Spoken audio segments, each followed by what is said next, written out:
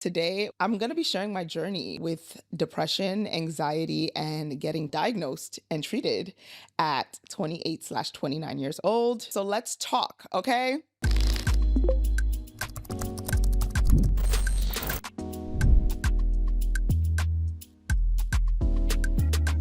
I think I'm hungry. I'm just taking 3 bites. Sorry. Ooh, yum. Oh, well, Jesus. ASMR. Yo, this is fire. Okay, I'm done. That was fabulous. Oh. Okay.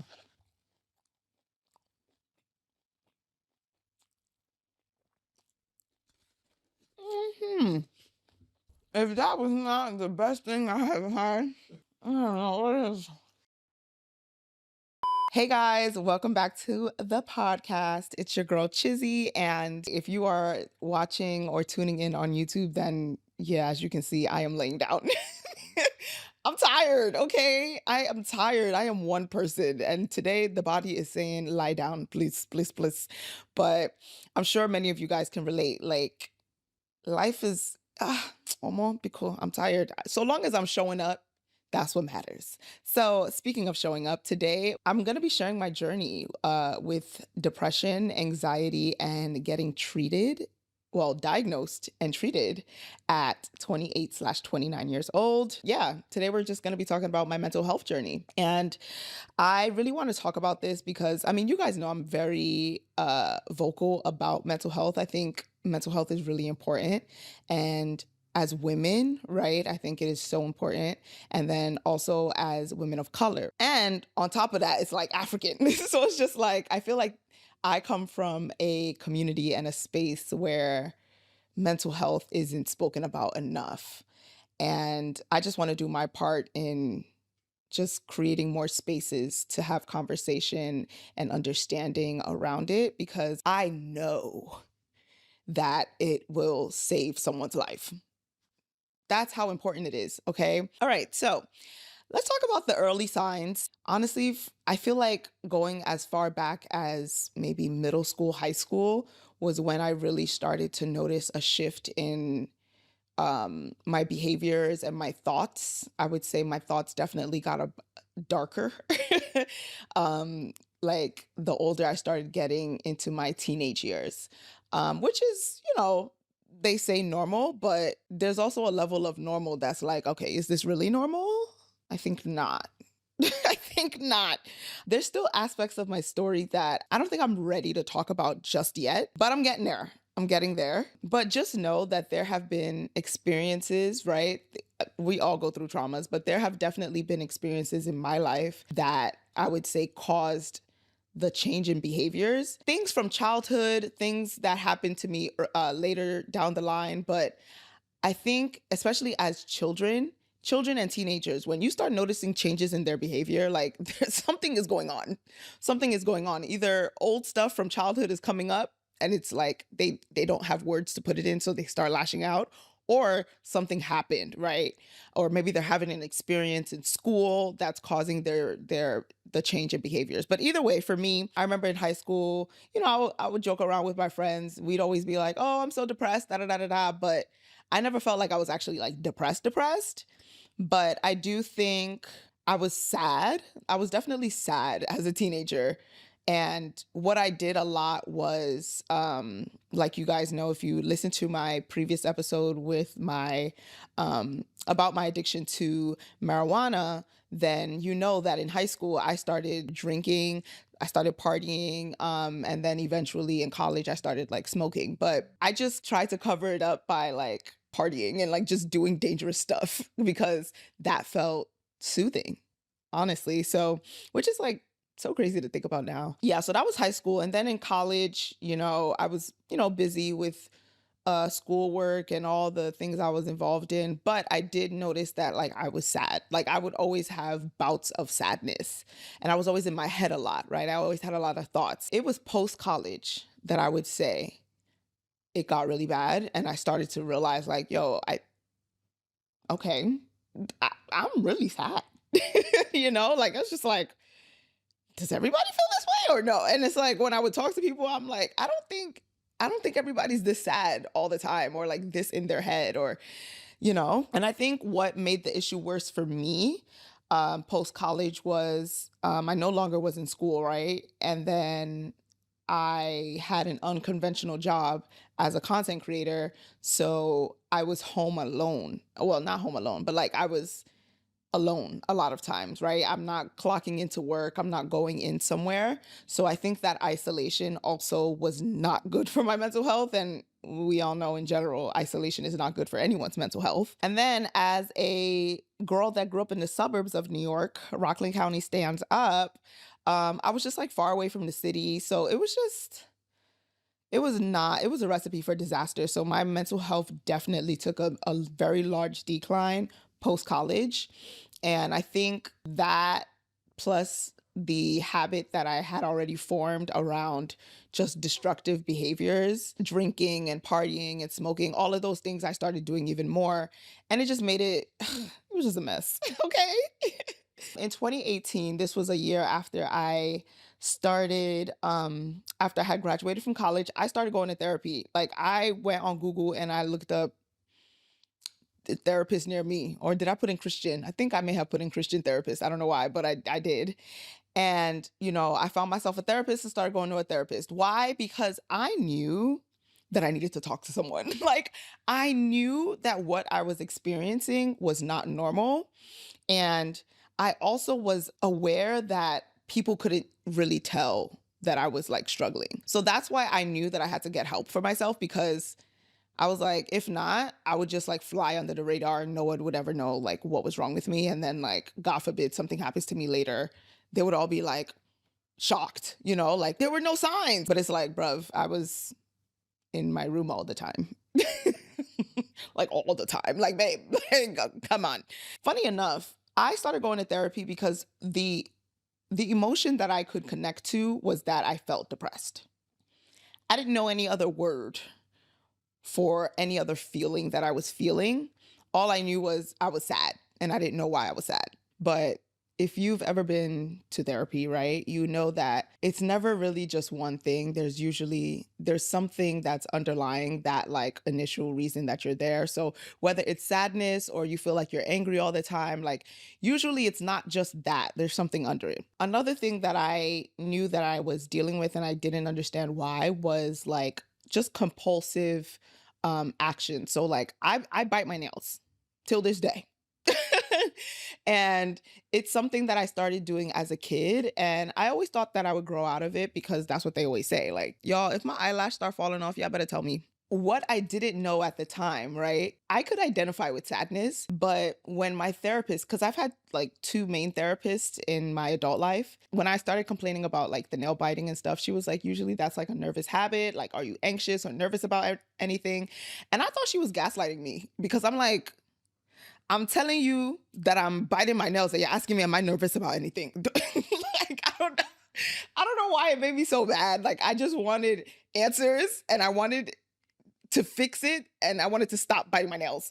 But unfortunately, it doesn't work like that. You have to be able to figure out the root of the feeling that you're trying to soothe, right? One, you have to be able to identify the feeling that you're trying to soothe, because that's what it was. Like any type of nervous habit you're doing because you're trying to soothe a feeling or an emotion. And then you got to also figure out what is triggering that emotion in the first place. So yes, I was biting my nails because I was anxious about something, right? Or nervous, feeling nervous about something.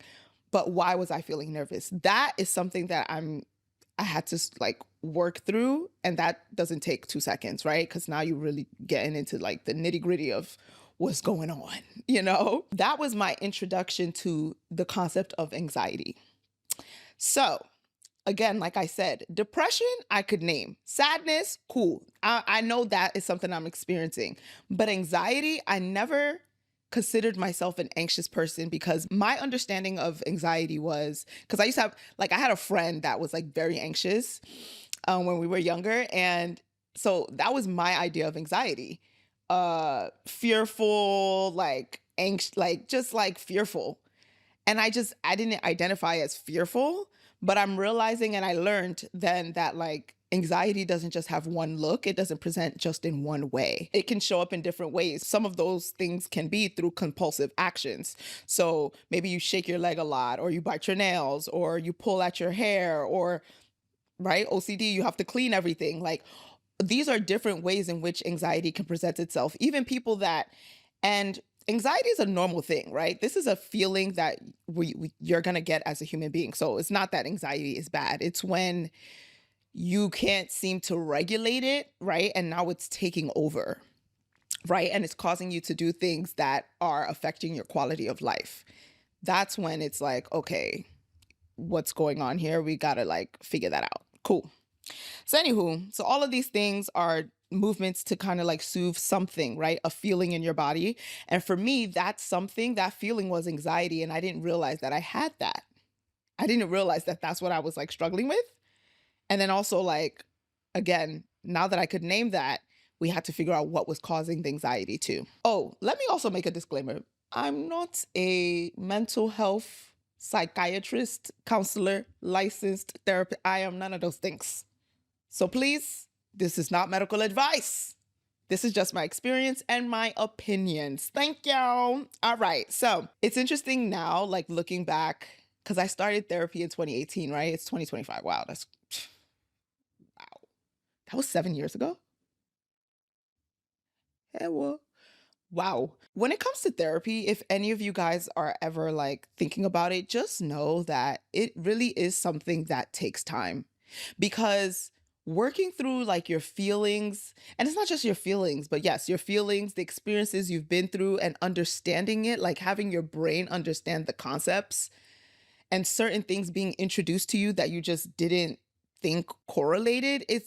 It's not something that is going to get fixed in 1 to 2 sessions. Like, man. And I remember like going to her office, and after a while I just felt like it wasn't working, because I was just like, I'm still dealing with the same things. I'm still biting my nails, babe. Like, but it's like, it really is a process. That was a sidebar, but it really is a process. That's crazy. Let's talk about the decline. Again, high school, college, post-college, it gets worse. By 2022, you guys know I had like a really radical experience and encounter with, the Lord Jesus Christ.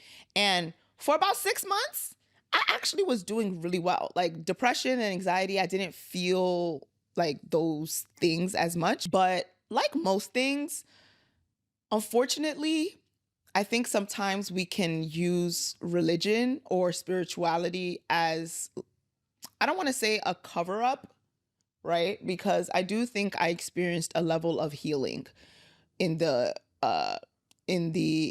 area of depression and anxiety. But I think based off of the experiences that you've had in life, how do I explain it? The things you have to work through, right, does not go away just because Christ is now in your life. Does that make sense? Right? Like, you still need to learn how to process your emotions. You still need to learn how to regulate your emotions. You need to learn how to name the emotions, right? And recognize them in your body. About 6 months after, we could almost even say I experienced the high of Christ, right? Reality starts to set back in, and what happens? I'm depressed. Depressed. My God. It was bad, actually. Like, I was really like, I was going through the ups and downs of depression again. And, what that looked like for me was I would be in bed for days at a time, couldn't concentrate on anything. I just, like, the thoughts, I would have thoughts just ruminating in my head all day long. Like, I never realized how many like negative thoughts were actually going on in my mind consistently and constantly, until recently when I started getting treatment for depression and anxiety. And we're going to talk about that a little later, but just spoiler alert, I'm on medication now, y'all. I'm on medication and I feel great. Okay, but we're going to talk about that, all right? So, yeah, so this was going on for months, and then, of course, by this point, you have to also understand, I'm not smoking weed no more. I'm not smoking marijuana anymore, because I thought maybe it was also the marijuana that was like making the depression worse and the anxiety worse, which a lot of times that's what it does. You know, a lot of people say it helps their depression and anxiety, and I beg to differ, girl. I beg to differ. I'm so happy that I quit because it now allowed me to actually figure out what was going on beyond the substance use, you know? Because the substance use was just, that was the band-aid. That was just what I was doing to soothe. So now that we took that out, we could actually start to like get to the root of some stuff. Again, I've had two therapists. So the first therapist was a Caucasian, I want to say maybe mid 50s. She was Caucasian, mid 50s. I enjoyed her though. She was great. I mean, sometimes I felt like she was gaslighting me, but I don't think she meant it, right? I think there was just a cultural difference sometimes. And then also, I think there were a couple of things that I couldn't piece together in my mind about it, about like what I was going through and why I wasn't making progress. And I kind of blamed her for it. And it's like, it wasn't her fault. She tried her best, you know? My second therapist is currently a Black woman. And I think Black don't crack, so I don't know how old she is, honestly. But she's also Christian, which I actually really like and I felt like I needed after a while, because there were just some things that, although I understand science, like I wanted to be able to talk about my spiritual life too. Not that that would be the answer to everything, but just knowing that there was somebody that at least understood that language, you know? So 28, 29 came around, right? 28 specifically. 28, this time last year was probably the worst I'd ever been mentally. And I was just, constantly complaining to my therapist. I lacked motivation. I wasn't productive.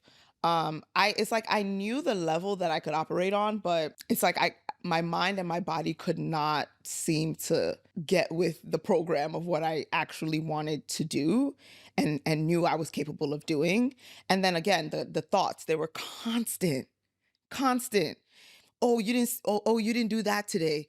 Oh, you've gained so much weight. Oh, you don't look nice. Oh, da da da da. You said you were gonna do this. You can't do like, oh my gosh. It was actually like ridiculous. Like it was really ridiculous. And again, I did not realize how constant the thoughts were until the medication started to kick in. So let's talk about getting diagnosed and getting treated. Last year around this time, actually, yeah, I was not doing well mentally. I really was not doing well. I was just like zoned out all the time. Like, and again, I'm sober. I'm sober. I wasn't even drinking at that time. Like, I was sober.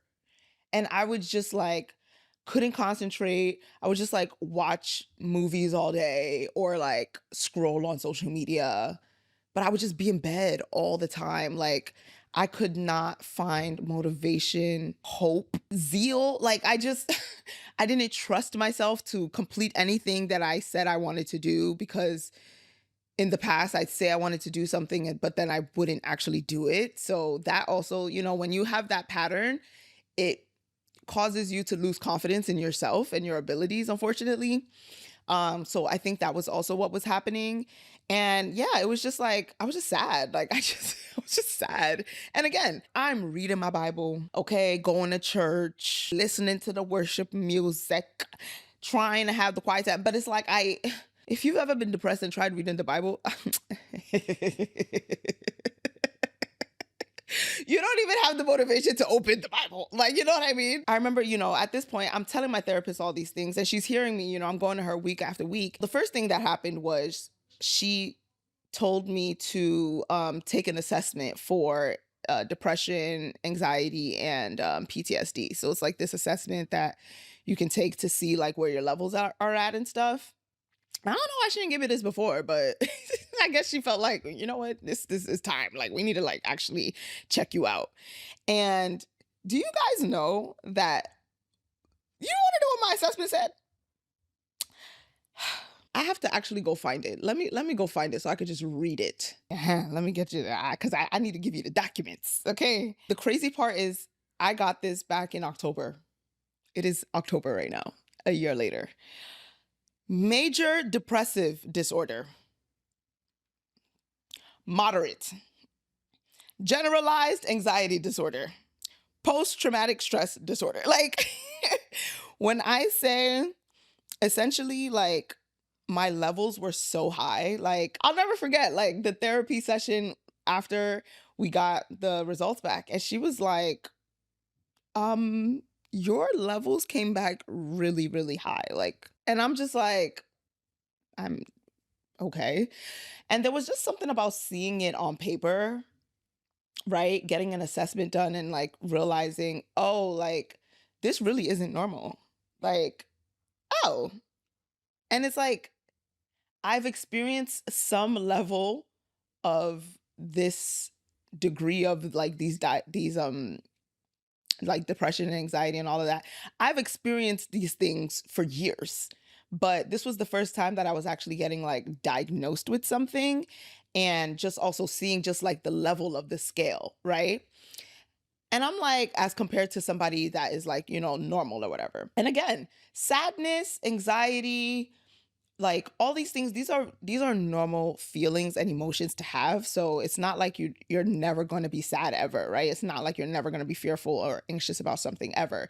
Again, it's just like if it's to the point that it's affecting your quality of life, that's when you need to start looking into it, right? And I know for me, it was definitely affecting my quality of life. Funny enough, some people won't see what's going on, but like there are people maybe like close to me or that's in my team that would be able to tell you how it was showing up for me. So like if you ask my team, the way I would just disappear, like I would literally disappear for weeks at a time.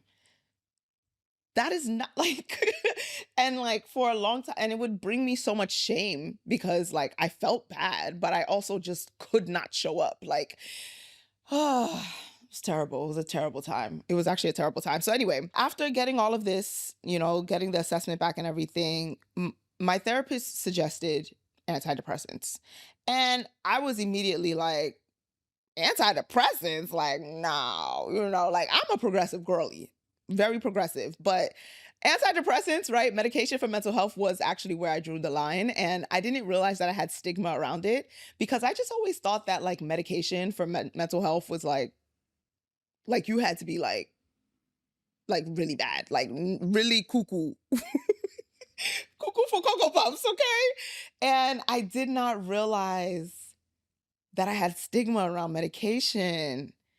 And we really had to work through it because I just like felt bad. Like I was just like, antidepressants? Like I don't know, like that just felt so serious. Like that felt so serious. But one of the things that my therapist said that really helped me was, she had been working with me now for about a year or two. No, 3 years. Yeah, because she started. Yeah.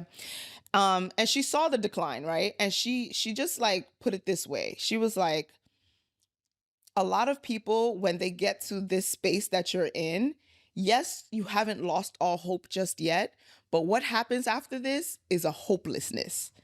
And that's when it becomes very dangerous, right? Now you're a danger to yourself because there's no hope. Like you don't feel like there's any hope left for you. And she was like, I don't want you to get to a point where you start to actually lose hope. So getting on medication is something that can help you just get over the hump so that you can start to do those daily tasks, right? And start doing the things that you set out to do, which will help build your confidence.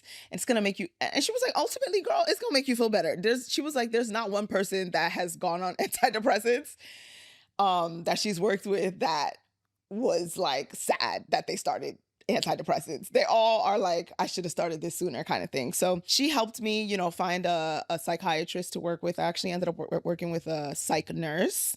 Shout out to the NPs, the nurse practitioners. But yeah, she was just like, I've heard all the things that you have said to me and just like how much you seem to struggle with just like your daily tasks. And she was like, life is hard, but life should not be this difficult. And I don't like her saying that was so like, it's almost like it gave me permission to like have grace for myself and know that like it actually doesn't have to be this hard. Like, cause it was like Guys, t- I'm starting to feel emotional just thinking about it, like how hard it used to feel. I did not want to get out of bed. Filming, filming felt like such a chore. Like, and it's so funny and crazy because this is actually what I enjoy doing, right? This is why I've made it a career. But like the thing that I once enjoyed feels so hard, and it has felt hard for 8 years. Can you actually believe that? Like this is how long I've been carrying this. So she was like, it shouldn't be this hard. And yeah, and it's not, medication isn't something that I have to be on forever, but at least get to a point where I'm like, doing the daily tasks, cuz I wasn't doing nothing, girl. Like it's actually insane. It's insane. Like when I really think about it. And it was affecting every part of my life, right? Business, my personal life, like it was just, yeah.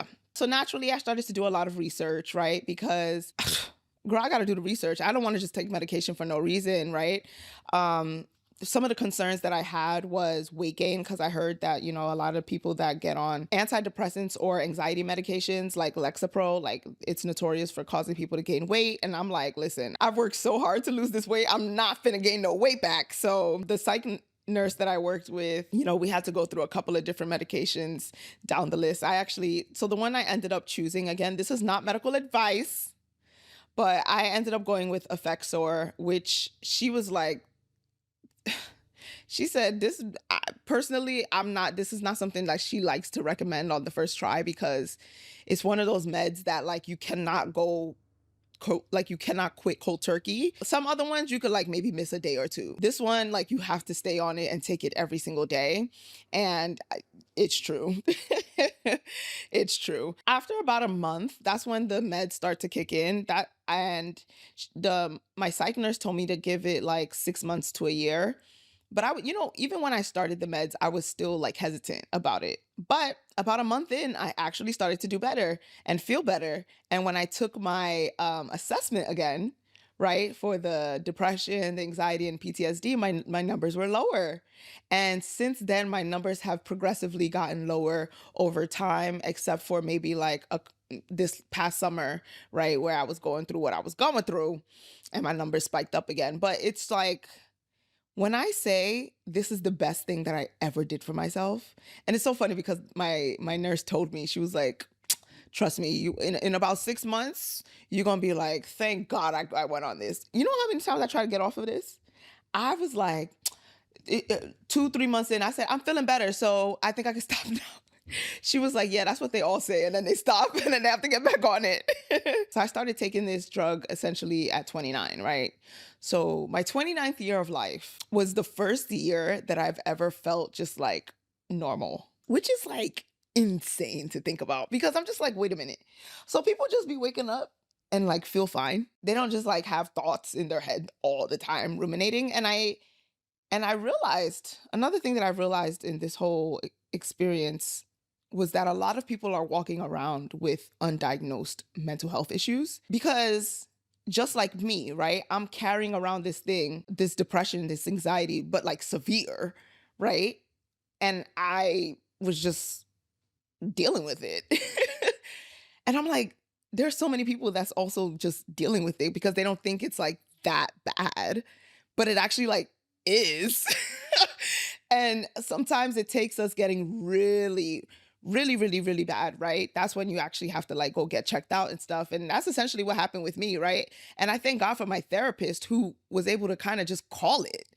Like she was like, hey, the things you're saying and like you're consistently coming back about this stuff, I think you need to get on medication. Well, she didn't like force me to get on medication, but she was like, I really think you need to look into this. And I'm so thankful that she did. I'm really thankful that she saw me in that moment, because I really was carrying a lot, and I didn't, I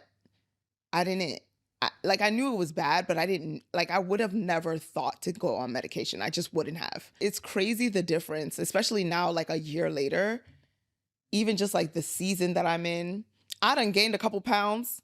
And guess what? I'm not like sad about it like how I used to be. Like I would be like, this would have like ruined so much. Like it would have caused me to go in a spiral, right? But now I can just be like, well, you had a rough summer and you were eating to soothe your feelings. And this is the result, but that's okay.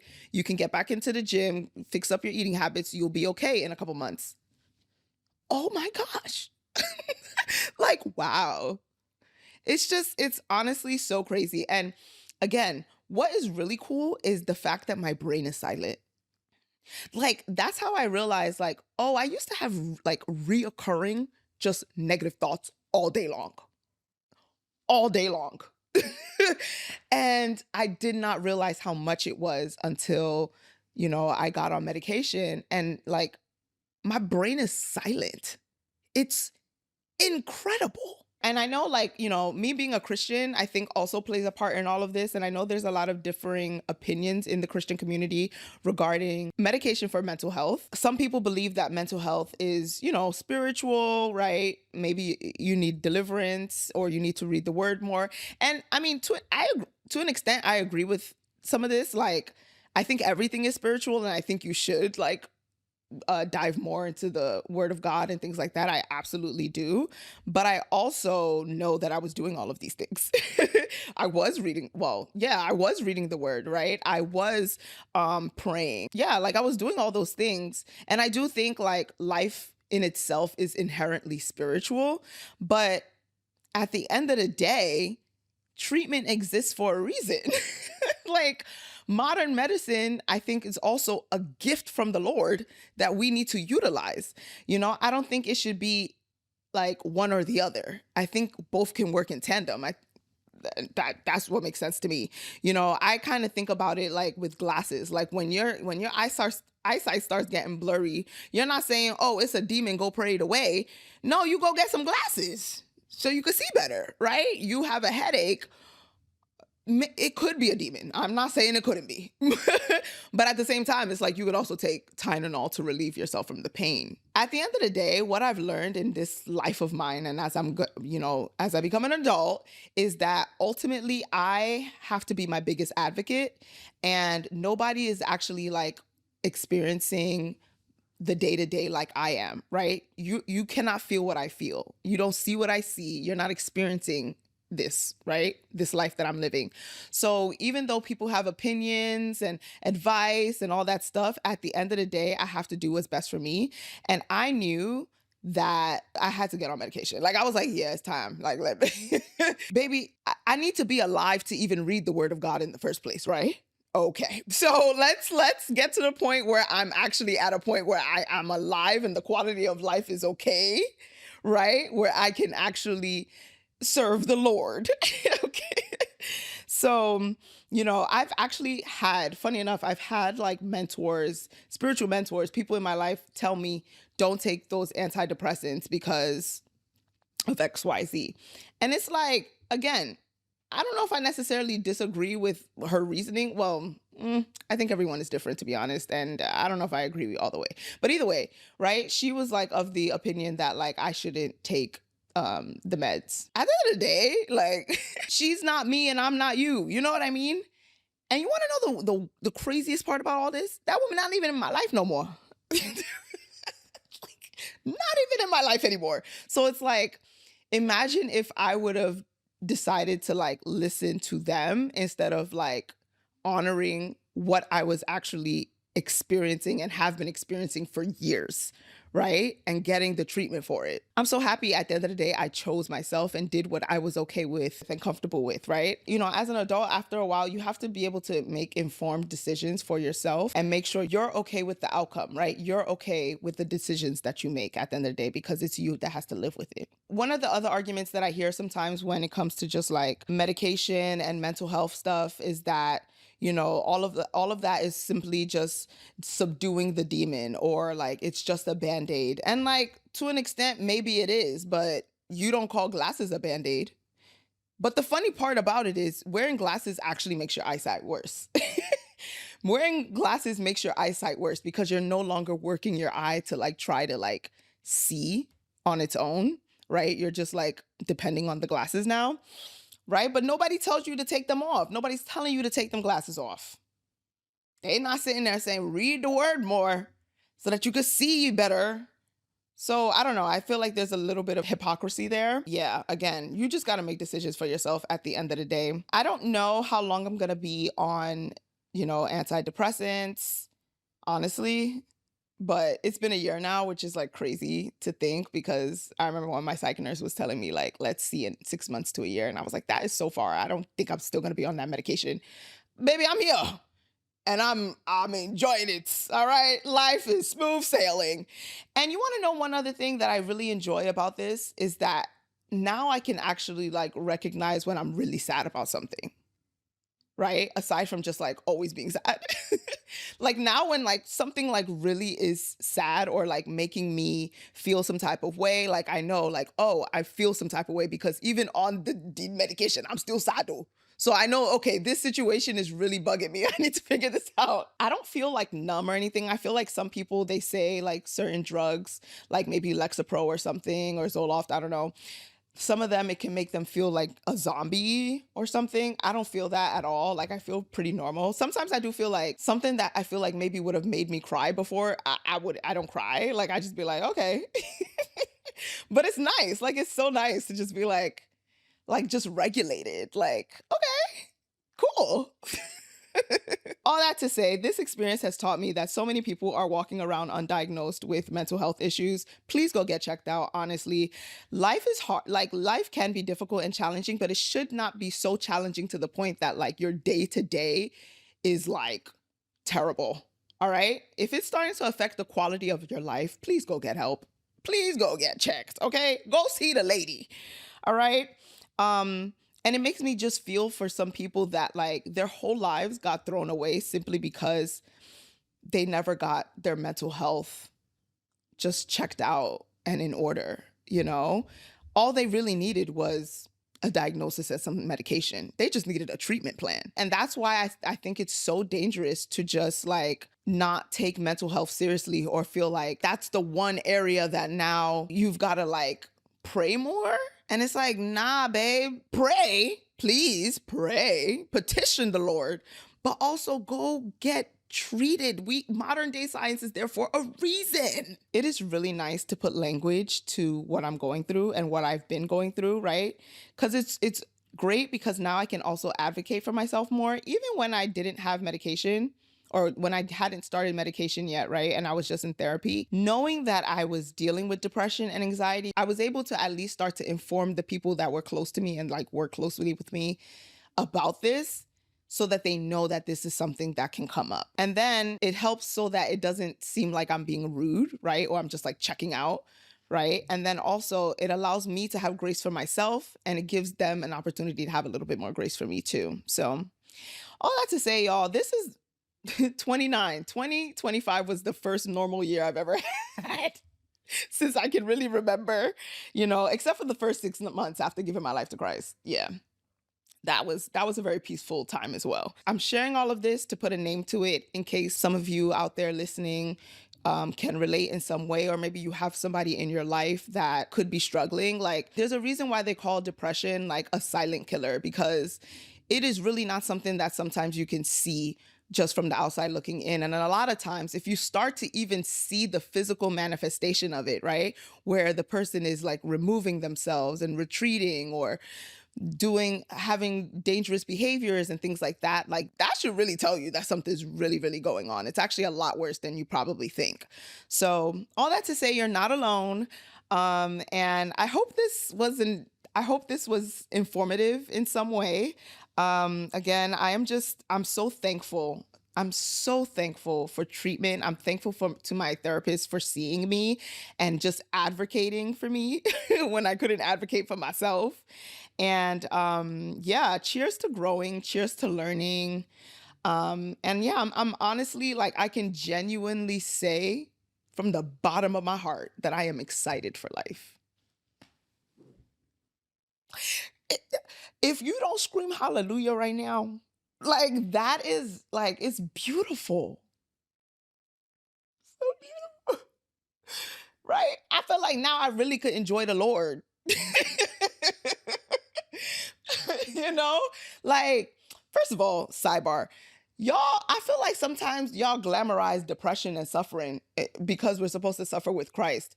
And then y'all use examples like Elijah the prophet when he was depressed with the Lord and things like that. And it's like, that's cool and all. But I feel like if Elijah had the opportunity and access to medication, I think he would have taken it. I think he would have taken the antidepressants. And I think God would have allowed it, honestly. Like, if it was starting to affect his calling, why not? You know, it just so happens that it wasn't available at that time. There was no access to it. Now we have access to it. I don't see why you shouldn't take it. Anyway, I'm sorry. I'm going on a tangent. You have to choose what's best for you. But what I know for me and my household and this body of mine, I'm finna take the meds.